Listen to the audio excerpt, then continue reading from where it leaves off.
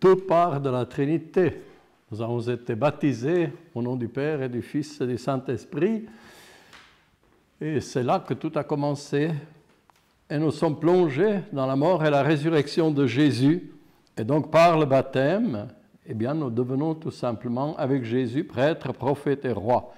Mais pour exercer ces fonctions, c'est clair qu'il faut avoir la possibilité de le faire, et ce sont les vertus théologales qu'on nous offre au baptême, la foi, l'espérance et la charité. C'est ces virtuosités qui nous permettent de vivre notre baptême.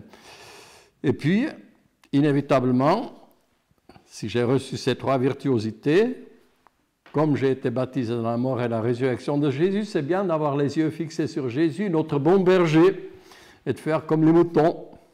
Ils écoutent, connaissent Jésus et ils le suivent. Eh bien, nous aussi, si nous voulons vivre notre baptême, nous devons écouter Jésus, nous devons le connaître, nous devons le suivre.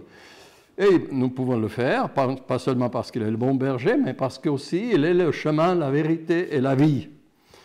Donc là, nous sommes vraiment bien accompagnés et nous pouvons aller de l'avant, grandir dans notre vie baptismale. Et s'il y a des obstacles sur le chemin, eh bien l'Église nous met à disposition des moyens pour déblayer le terrain et pour grandir dans l'amour de Dieu.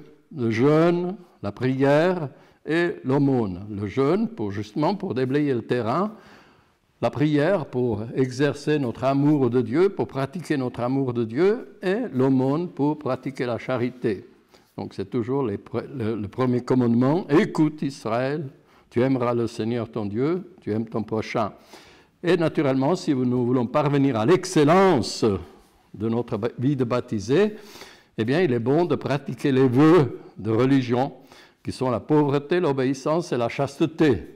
Mais vous me direz, ce n'est pas l'affaire de tout le monde. Si, la pauvreté, l'obéissance et la chasteté s'inscrivent tout simplement dans la ligne du baptême et sont l'apogée d'une certaine manière du baptême. Et naturellement, il y en a qui font profession de vie religieuse, de pauvreté, d'obéissance et de chasteté. C'est vraiment des virtuoses. Et ils se donnent les moyens, c'est pour cela qu'ils vivent les vœux dans une communauté et ils s'engagent aussi à donner leur vie en suivant Jésus, pauvre, obéissant, chaste. Pauvre, Jésus n'a rien. Il a tout reçu du Père.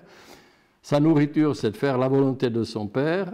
Et puis, il n'est que charité. Il n'est que chasteté. Donc la chasteté, c'est l'amour de Dieu que Dieu met dans notre cœur et qui nous permet d'aimer Dieu, d'aimer nos frères et sœurs, toujours de ce même amour de Dieu. Voilà, donc je ne peux vivre en soi les vœux, les trois vœux, donc, auxquels sont appelés tous les baptisés, mais pour les vivre vraiment intensément et d'une manière professionnelle, je ne peux le faire que dans la vie religieuse. C'est un peu comme l'effet de serre.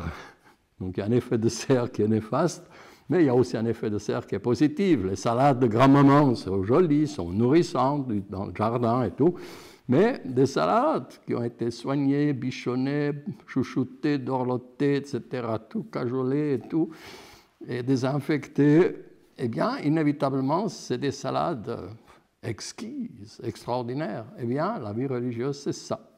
C'est le baptême vécu sous serre, dans l'excellence. Alors, bonne route à partir de la Trinité jusque dans les vœux. Tout est trinitaire sur tout ce chemin. Voilà quelques propositions à mijoter puis à approfondir. Au revoir.